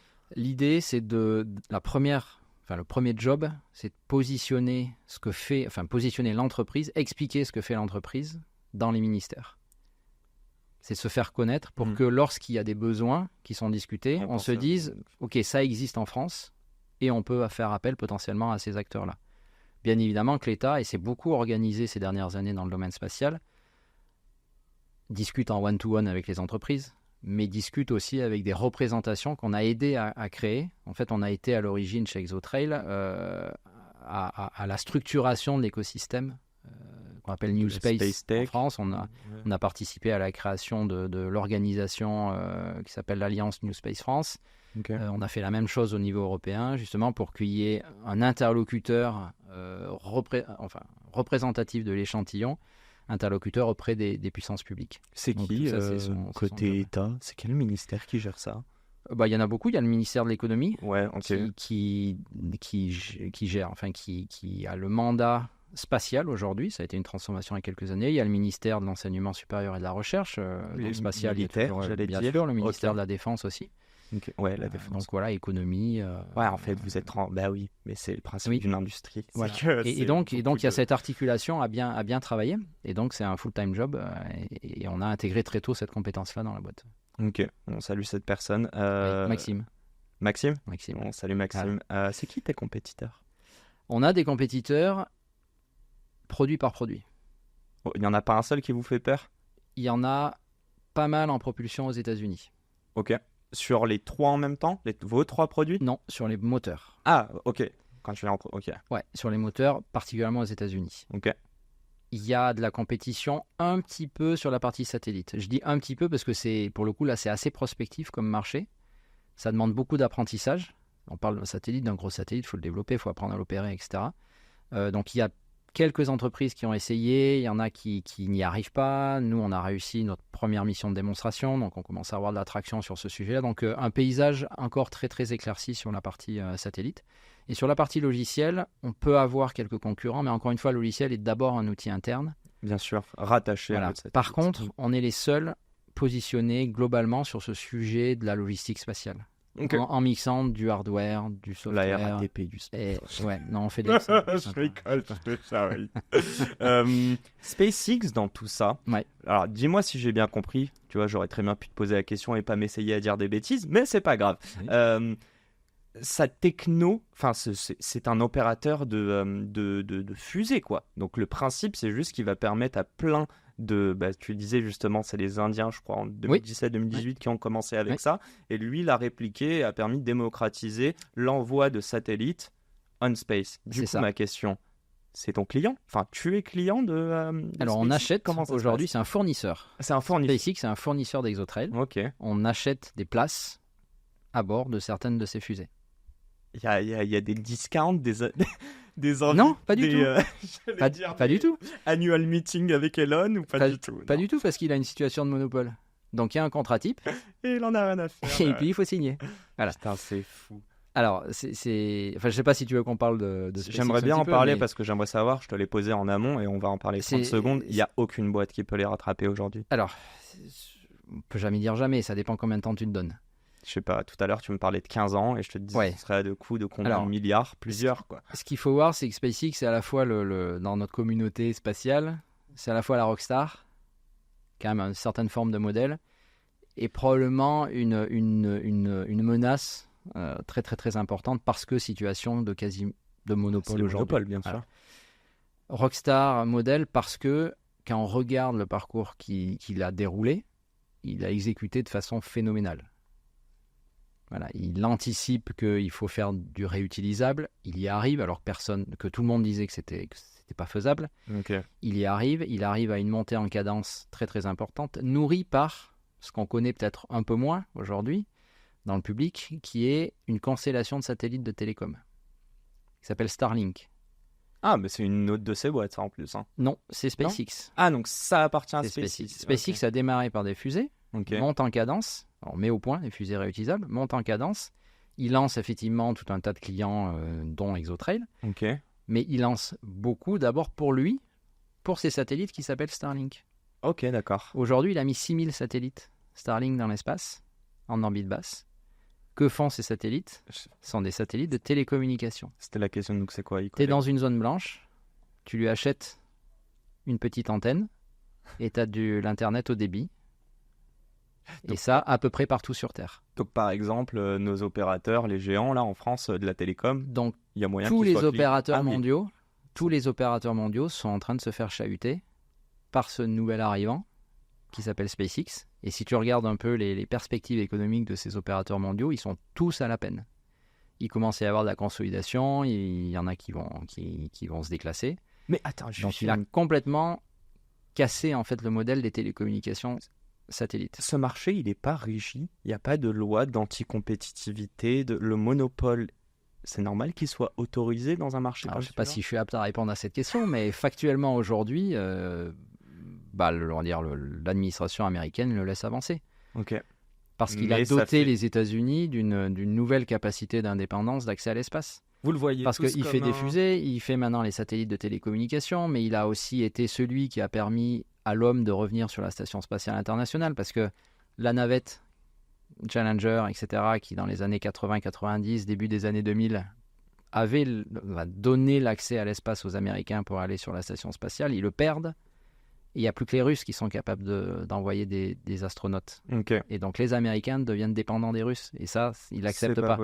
Et donc confie à SpaceX, je ne sais plus en quelle année, un contrat pour développer une capsule, qui s'appelle la capsule Dragon, qui aujourd'hui amène des hommes, des astronautes, sur la station. Et donc il a eu un profil d'exécution qui est incroyable. Et du coup, les États-Unis aujourd'hui ne régulent pas cet acteur-là. J'allais dire, je sens de l'admiration aussi. Bien sûr. Et l'exécution, on l'a toujours dit, c'est 99%. L'idée, c'est que 1%. On était en team meeting hier. Mon pitch, ça a été il faut une vision, bien sûr. C'est très important, savoir où on va. Il faut ensuite en décliner une stratégie. Et puis derrière, il faut en faire l'exécution. Et de très très très loin, c'est l'exécution qui est le plus compliqué. Si vous l'admirez, et je dis pas toi particulièrement, je dis peut-être les gens de l'écosystème, de l'espace en France, est-ce que vous, dans ce cas-là, détestez la loi américaine qui lui laisse un boulevard? Non, parce que l'idée, c'est pas de détester ou pas. Alors, je sais pas si c'est unfair, c'est potentiellement unfair au niveau mondial, mais nous, on a besoin aujourd'hui de SpaceX pour pouvoir faire notre business, pour pouvoir développer notre business. Ce qui est très risqué, comme on disait, c'est qu'il a un monopole. Et potentiellement, du jour au lendemain, s'il décide de ne plus lancer de fusée, il tue 98% des startups spatiales mondiales. Dont la tienne? Dont potentiellement la nôtre, parce qu'on a des business models qui reposent sur un modèle économique, etc. Okay. Alors qui risquent d'évoluer avec les nouveaux lanceurs qui vont arriver en Europe, etc. On les attend impatiemment. Annecy en est un, il y en a d'autres. Mais on est à la fois... ils sont fournisseurs, mais on est très dépendant d'eux, parce que nos business models s'appuient là-dessus. on prend un tout petit peu de recul ou d'ampleur, je ne sais Ouais. pas comment dire. On va un peu dans l'espace. Allez, j'arrête mes blagues maintenant. On a parlé de B2B, mais tu l'as dit à plusieurs reprises, c'est du B2C. Toutes les personnes qui nous écoutent, je pense, ont au moins une fois regardé un film sur l'espace. Et moi, je te pose ces questions, mais de manière hyper naïve, parce que je ne connais pas du tout les termes techniques. C'est quoi l'importance pour vous, alors que toutes les boîtes qui sont clientes, moi, je les connais peut-être pas forcément, voire parfois ça peut être l'État ou autre. C'est quoi l'intérêt de communiquer avec des... Ouais, comme si vous étiez une boîte B2C. Alors tu fais bien de parler de ça parce que on essaie de démocratiser au maximum le spatial. Que tout le monde comprenne que on ne vivrait pas comme on vit aujourd'hui sur Terre s'il n'y avait pas tous les satellites. Mais pourquoi tout le monde, alors que c'est qu'une minorité de personnes Non, avec qui vous allez bosser? sur ton téléphone, Ouais. tu utilises des services spatiaux sans même le savoir. Le Tout ce qui est GPS, météo. Maps, météo, Mhm. bientôt communication, on pourra passer des appels téléphoniques direct Merci, Elon. satellite terrestre. Merci Elon, effectivement. Il en a fait une démonstration il n'y a pas longtemps. Ah ouais? Ok. Et donc on s'aperçoit parfois assez peu qu'on est complètement dépendant de ce modèle-là. Enfin, de cet environnement-là et des satellites qu'on y met. Et donc on considère, moi en particulier, qu'il faut qu'on puisse expliquer dans ce qu'on fait directement au consommateur final.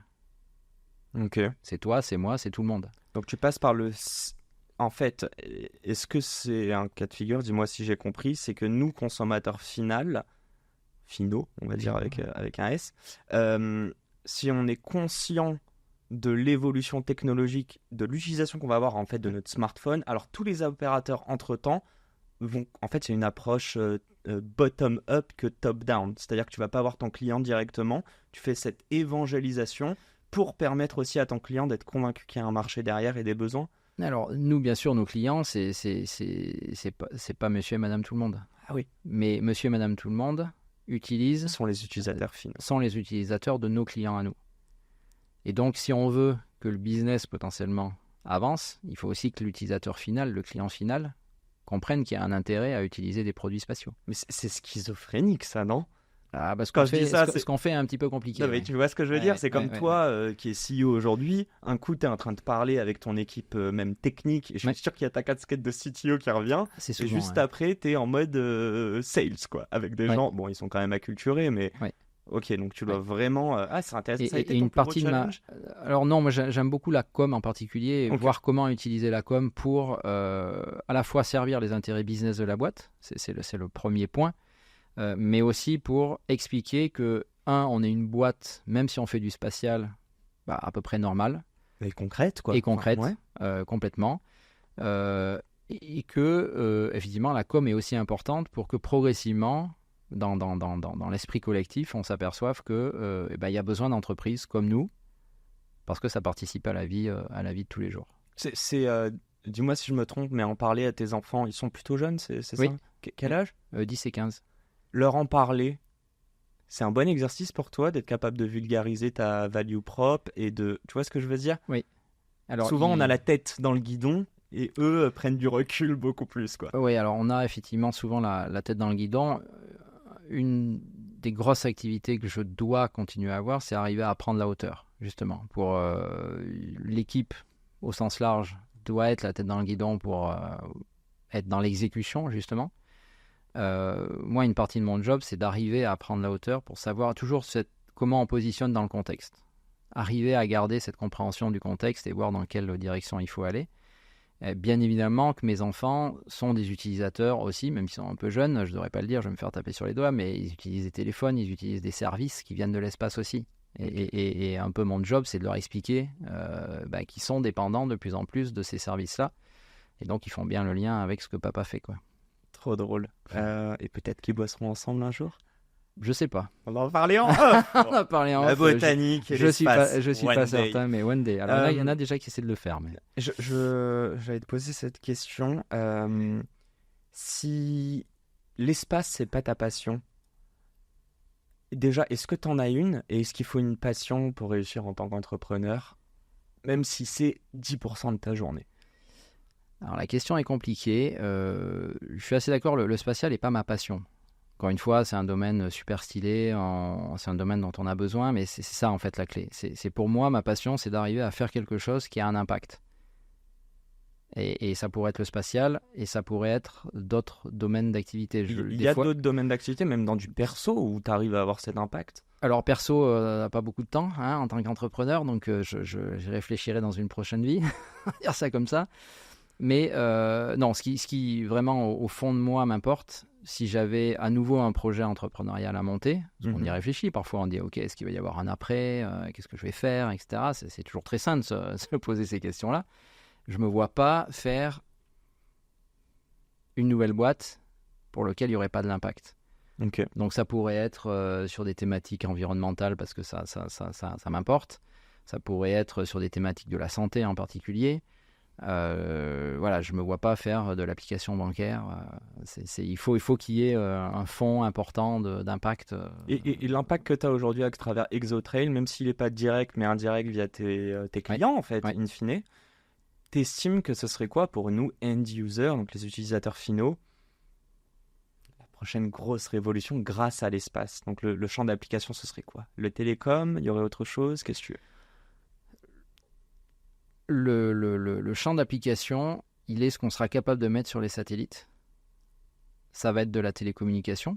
On a de plus en plus de besoins de communication. Mais c'est juste, excuse-moi, c'est quoi nos besoins? La 5G, elle marche très bien pour le moment. Ah bah pas partout. Je caricature. En fait, j'y pensais déjà à la 6G. J'étais en mode ok, donc il envoie tous ses satellites. En fait, c'est ça. C'est une infrastructure nouvelle génération de télécom versus quelques centaines, quelques milliers de satellites. Et en fait, le rationnel économique, il est là. Ok. Une infrastructure, t'imagines, à déployer à l'échelle mondiale, peut potentiellement coûter beaucoup plus cher qu'une constellation, c'est ça dont on parle, de quelques satellites. Et c'est exactement l'anticipation qu'a fait Elon Musk sur la partie télécom. Donc la nouveauté, si je comprends bien, en fait, c'est de baisser des coûts et les barrières à l'entrée. Oui, c'est d'industrialiser l'espace. Ok. Et ça, c'est la clé, en fait. Et c'est là où tu disais, est-ce qu'on est bon en France, etc. On était très, très, très bon jusque dans les années 2000. On a un peu raté le virage de l'industrialisation du spatial. C'est-à-dire qu'on continue à être très bon pour faire de la haute couture, entre guillemets. Ça vient pas de moi, ça vient d'une CEO d'un opérateur qui disait ça il y a 2 semaines dans une table ronde, donc j'ai trouvé ça intéressant. Ouais. Mais on a un peu raté ce virage de l'industrialisation et du coup d'arriver à baisser les coûts. Et si, là, tu vois, j'adorerais que des étudiants nous écoutent, des étudiants potentiellement en ingé qui s'intéressent ou pas au spatial. Bon, on va quand même dire qu'ils s'intéressent au spatial. Ce serait quoi ce que tu aurais envie de leur dire aujourd'hui, sachant que je te reprends toi il y a quelques années, il faut comprendre que tu rentres en études. En fait, il y a un truc qui t'intéresse, t'es perdu derrière. Tu te dis juste, je veux bosser dans cet environnement. Ce serait quoi peut-être le conseil que tu leur apporterais à eux, sachant qu'ils seront peut-être pas entrepreneurs. Oui. Alors déjà, la première chose, c'est essayer d'être entrepreneur.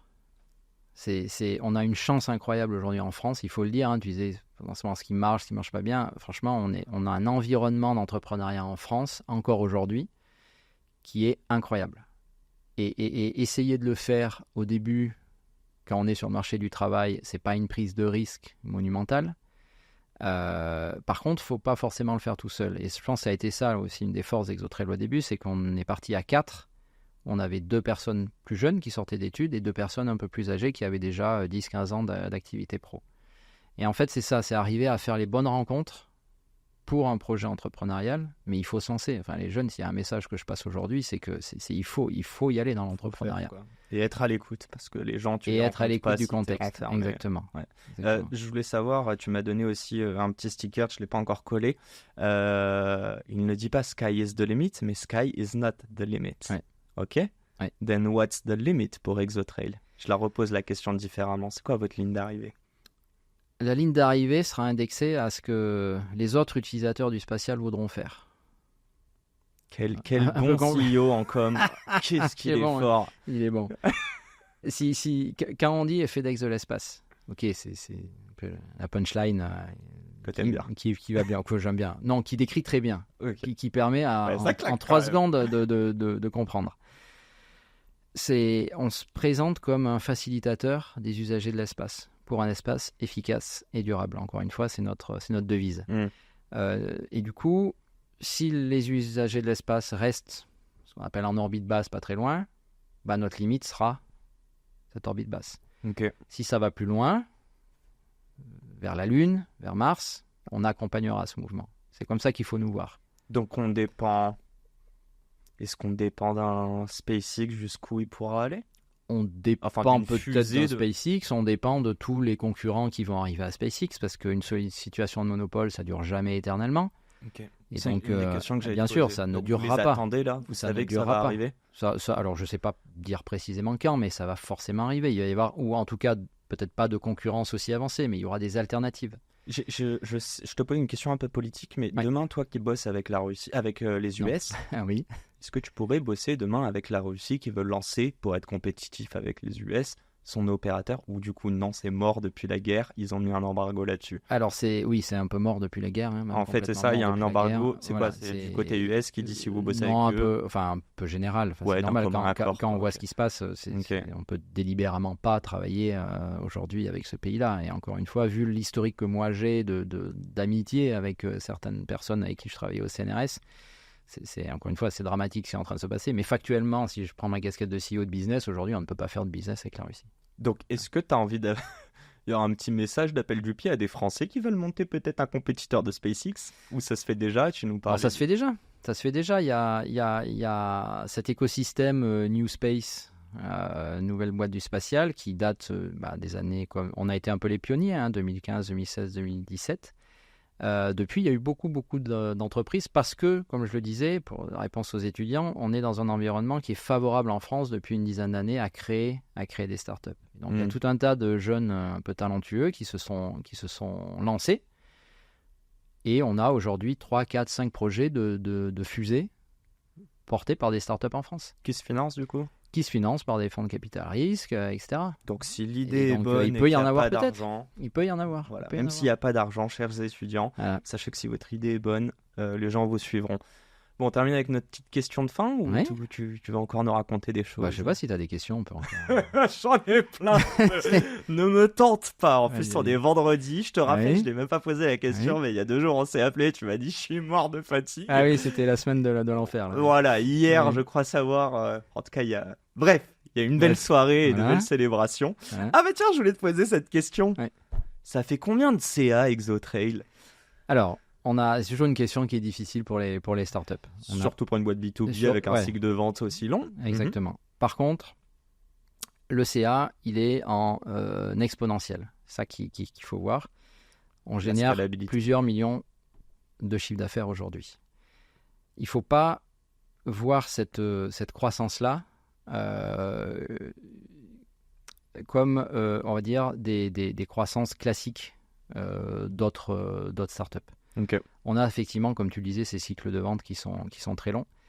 Et on a chez ExoTrail cette ambition très très très grande d'aller beaucoup plus loin que les produits qu'on développe aujourd'hui. Ça, qu'est-ce que ça veut dire? Ça veut dire qu'on devra continuer à financer notre développement. Demain, Elon Musk pose une offre de rachat. Et elle est très belle.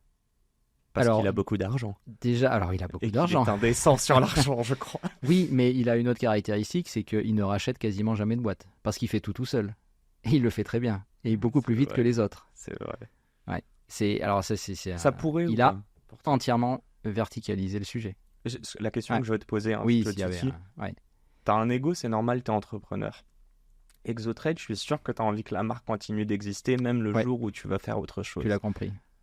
Tu serais dégoûté que demain, elle vaut, parce que c'est pas une décision que de toi, hein, c'est aussi de ton Non, cofondateur, bien sûr, des des investisseurs, investisseurs, etc. Ouais. Si concrètement, t'aimerais vendre ou pas du tout au fond de toi, même si c'est pas l'argent le moteur, quoi. Alors là, c'est un peu le côté schizophrénique que tu disais des entrepreneurs. On reste quand même des entrepreneurs.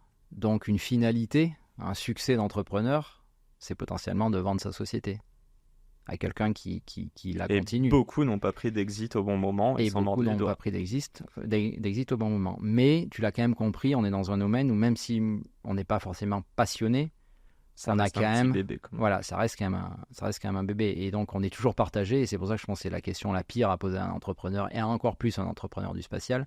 C'est est-ce que la voie dont on a vraiment envie, c'est un exit, ou est-ce que c'est d'arriver à faire perdurer la boîte? Mhm. Mais perdurer la boîte, ça peut être un exit. Ça peut être une entreprise qui est en ligne avec la vision et qui continue la vision. Ça peut être une IPO, ça peut être... Donc on tu verra. feras tu feras tout pour que la boîte ne meure pas, en fait, peu importe la manière. Oui. Et ça, je pense que c'est quand même un mindset un peu de tous les entrepreneurs. Si on se lance... Alors non, peut-être qu'il y a des entrepreneurs qui ont un plan dès le début de dire, ok, je fais une boîte dans 3 ans, c'est bon, j'ai les métriques qui vont bien, je vends. Il y en a. Tu la connais juste cette chose-là de Elon Musk qui dit Elon Musk, il aime pas résoudre les problèmes, il aime résoudre seulement les problèmes que lui résoudra. Enfin, c'est très mal dit, mais en gros, tu vois ce que je veux dire? Ouais. C'est genre, c'est un entrepreneur, mais perso, quoi. Ouais. Non, c'est une vraie question de fond. J'ai pas la réponse aujourd'hui. Ok. Ce qu'on a envie, et on est focalisé encore une fois sur l'exécution, de faire la meilleure exécution possible. Okay. Et franchement, je pense qu'un des ADN de l'équipe aussi, c'est pas de penser tout le temps à ça. Se dire c'est quoi l'exit, le meilleur exit, comment il faut que je me positionne, comment il faut que je positionne la boîte. On veut générer du revenu le plus rapidement possible pour continuer notre histoire et on verra. Encore une fois, celui qui a une boule de cristal en termes d'entrepreneuriat, c'est pas évident, quoi. Je te l'ai posé tout à l'heure cette question. Je sais pas si tu auras une réponse. Si ta vie entrepreneuriale devait être interprétée comme un film, il ressemblerait à quoi? Ou d'une série, peu importe, mais... C'est compliqué la question. Vous m'avez un peu chauffé sur cette question au début, avant qu'on démarre. Et là, après j'ai un peu réfléchi et j'ai toujours pas la bonne réponse.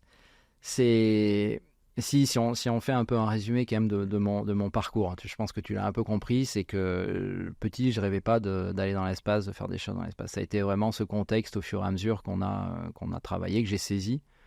Et donc, je sais pas s'il y a un film qui est un peu l'histoire d'un gars pas normal, à peu près, quoi, tu vois, qui saisit ses opportunités au bon Forrest moment. Gump. Donc, peut-être Forrest Gump, je sais pas. Bon, on est je juste au premier chapitre. je cours peut-être moins vite que lui, mais je m'arrêterai là sur la comparaison avec attends, Forrest dedans, Gump. Mais... je crois que c'est dans Forrest Gump, il prend des parts d'Apple. Mais oui, il se retrouve. Non, mais t'as raison. Ça elle est pas mal. Je la voyais pas venir, mais effectivement, il est au moment, au bon endroit. Il faut être. Ok, faut ouvrir les yeux et les oreilles. Ouais, c'est ça. On passe sur la question du tac au tac. T'es prêt? Ouais, vas-y. Ok. Sur une échelle de 1 à 10, à quel point tu te considères heureux au quotidien? Heureux, on va dire 8-9. On peut pas mettre 10 parce qu'on peut toujours faire mieux. Hein, voilà. Mais franchement, enfin, il faut quand même le dire, j'ai une chance incroyable. Je fais un job terrible, super application. J'ai la chance d'avoir une famille super qui me soutient dans ce que je fais. Et on est encore une fois dans un environnement où on est des privilégiés, on reste des privilégiés. Il ne faut jamais l'oublier, ça. Ok. Sur une échelle de 1 à 10, à quel point tu es riche de manière quotidienne? 1 à 10 Ouais. En termes financiers? Je parle de richesse. Alors, je vais répondre sur les deux. Richesse un peu générale, ça répond un peu à la première question. C'est beaucoup de chance, donc 10. Échelle financière, quand tu regardes factuellement, parce qu'il ne faut jamais oublier quel est quand même l'état de la population aujourd'hui, 10 aussi. Sur une échelle de 1 à 10, à quel point ton job t'apporte du sens au quotidien? 15.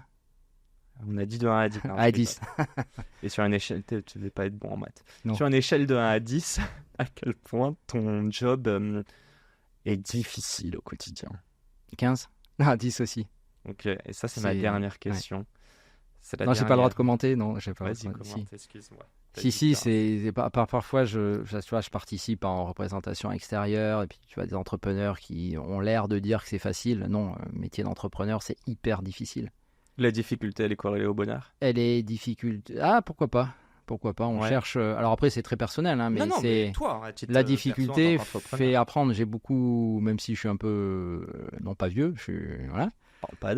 Parle pas d'âge, mais j'ai beaucoup mûri, j'ai beaucoup grandi en étant entrepreneur. Et ça, c'est quelque chose qui est, si on essayait de résumer un peu au final, si tu enlèves le côté spatial, ce qu'on fait, etc., où on en est, la maturité, c'est tous les jours tu apprends et du coup tu te transformes. Tous les jours tu te transformes et on le voit même avec les équipes. On est un condensé de vie d'entreprise en l'espace de quelques années. Et ça, c'est finalement la plus grande richesse. Vous êtes combien, rappelle-moi? On est 160 aujourd'hui. J'aimerais juste savoir, on a parlé vite fait de CEO, CTO, mais est-ce que tu trouves que toi, en tant que manager, en tant que CEO de cette entreprise de 160 personnes, tu as une responsabilité vis-à-vis de tes employés? Et si oui, c'est laquelle? Alors, bien évidemment. Alors, la responsabilité, elle est elle est de plusieurs natures. Salaire, je sais que ton DAF fait ça très bien. Il verse ça Julien. En temps et en heure. Mention spéciale à Julien, s'il nous écoute. Rencontré au café tout à l'heure. Alors, oui, il y a une responsabilité, on va dire, de base qui est en tant qu'employeur. assurer un environnement sain, conditions de travail acceptables, voire plus, parce qu'on est très demandeur aussi, hein, on a un projet très ambitieux, conditions de sécurité, etc. Donc oui, pour tout ça, très grande responsabilité. Après, je me fais absolument pas de nœud au cerveau sur la responsabilité de dire si demain on crache la boîte, qu'est-ce qu'ils vont devenir ? Aucun problème pour que tout le monde arrive à trouver des jobs de rêve derrière. Avec ce qu'ils vivent au quotidien chez nous et cet apprentissage quotidien, ils seront hyper bankable sur le marché du travail. C'est prestigieux de bosser chez Oxotrail. Écoute, c'est à eux qu'il faut le demander. Bon, je vais faire un micro-trottoir. Voilà. Mais j'espère qu'ils nous rejoignent et qu'ils continuent à nous rejoindre parce que les premiers, il n'y a pas de doute, hein, quand ils ont signé et qu'on avait 3 slides et qu'on a été 4 mecs sympas. Mais oui, j'espère qu'ils viennent et qu'ils continuent à venir parce que c'est prestigieux. Bon, et là, c'est ma dernière question, promis. Ouais, je vais la choisir. Enfin, j'hésitais entre deux, mais je vais aller sur celle-ci. À toutes les personnes qui nous écoutent, très large. Donc, moi, je suis sûr et certain qu'il y a des gens qui nous écoutent, soi-disant pour leur veille stratégique, mais qui en réalité, ils ne le savent pas encore, veulent être entrepreneurs. La graine est plantée. Ce serait quoi, toi, le conseil le plus universel et en même temps le plus sous-coté que tu aimerais leur adresser, ou potentiellement à toi, Jean-Luc, on va dire à 20 ans, avant de te lancer? Elle est complexe, celle-là. C'est pas un conseil bateau, en gros, c'est ça la question. Oui, non, c'est pour ça que je prends un petit peu de temps pour répondre. Je sais pas si je vais bien savoir répondre, mais le conseil, c'est soit il y a une passion, il faut y aller à fond. Enfin, ça, c'est un peu personnel, hein. Même si tu as compris que c'était pas forcément une passion en soi, le spatial.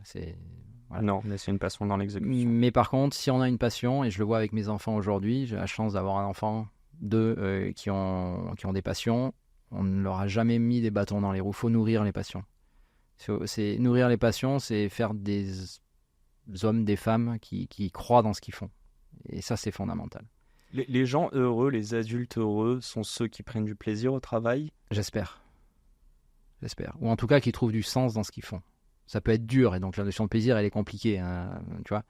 Mais il faut, impérativement, il faut qu'on ait tous du sens quand on se lève le matin pour ce qu'on fait en toute la journée. Tu penses qu'en France, plus de la moitié de la population se lève avec du sens au travail, au quotidien? Je suis pas sûr. Ah, moi, je pense à l'inverse, mais ouais. Je suis pas sûr. Ok. Ouais. Quand on voit le contexte actuel, je suis pas sûr. Ouais, et puis après, comment dire, faut pas tout romancer parce qu'il y a aussi une étude, je crois, qui est sortie disant que c'est un truc de malade. Peut-être 60% des entrepreneurs de start-up pensent à quitter. Enfin, il y avait, je sais pas si tu l'as vu celle-ci. Je salue Charlie Perrault des Échos qui l'avait publié. J'ai plus la stat, mais elle est beaucoup trop grosse. Donc voilà, il y a aussi. Là, on voit. On voit Jean-Luc heureux, mais peut-être que lundi ce sera un peu moins le cas, en tout cas on ne le souhaite pas. Ah, c'est des montagnes russes. Mais c'est des montagnes russes, et plusieurs fois par jour. Donc faut avoir le cœur solide. Mais c'est ça qui fait grandir aussi. C'est que les problèmes qui paraissaient compliqués hier, en fait tu dis mais demain je vais en avoir un mais beaucoup plus gros. Okay, donc ça sert à rien, donc tu relativises. Et en fait, alors on n'est pas rentré dans des détails très personnels, mais j'ai toujours été très anxieux de nature, hein, depuis tout petit. Et en fait, quand je vois ce que j'encaisse aujourd'hui en tant que CEO de la boîte, je me dis, mais t'as franchi des steps incroyables de maturité sur ce sujet-là. Il y a un truc que t'as fait pour justement prendre du recul avec toutes ces claques que tu peux te prendre en tant qu'entrepreneur, surtout au début, gérer ce stress? Si je suis suivi, machin, non. Non, pas forcément suivi, mais non. Tu m'aurais dit, tu sais, il y a des gens, il y en a vraiment, hein, ils prennent des bains à -20. Parce qu'ils te disent que ça habitue ton corps à un effet, tu vois, de stress tellement fort qu'après, bon. Ouais, alors je suis pas. Moi, je le fais pas. Hein. Je suis pas fan de ces trucs, de ces manies ou ce genre de choses. Ces thérapies, je sais pas. Non, franchement, enfin, en tout cas, en ce qui me concerne, ça a été un apprentissage progressif. Donc, c'est juste être à ton écoute. C'est être à l'écoute, ouais. Là, ça a une vertu aussi, l'entrepreneuriat, c'est qu'on apprend à se connaître au plus profond de soi. Et ça a une valeur incroyable. Je termine ce podcast, moi, toujours, et je m'en fous, en disant un grand merde, un vrai merde à toutes les personnes qui nous écoutent, qui doutent ou qui ont envie de se lancer. Misez sur vous, n'ayez pas peur, et au pire du cas, vous risqueriez d'apprendre sur vous. Et je te laisse ce dernier mot, Jean-Luc. Qu'est-ce que tu veux dire à nos auditeurs? Et ne partez pas seul. Soyez bien entourés. Il faut le faire en équipe. Magnifique. Bon, ça va, t'as pris du plaisir. Carrément. Bon, on peut continuer encore. Non, je te laisse aller faire de l'argent et développer des satellites. Oui. Un grand merci pour ton temps. Merci à toi. Merci à tous ceux qui nous ont écoutés. Et je vous dis à la semaine pro pour un nouvel épisode. Ciao, ciao.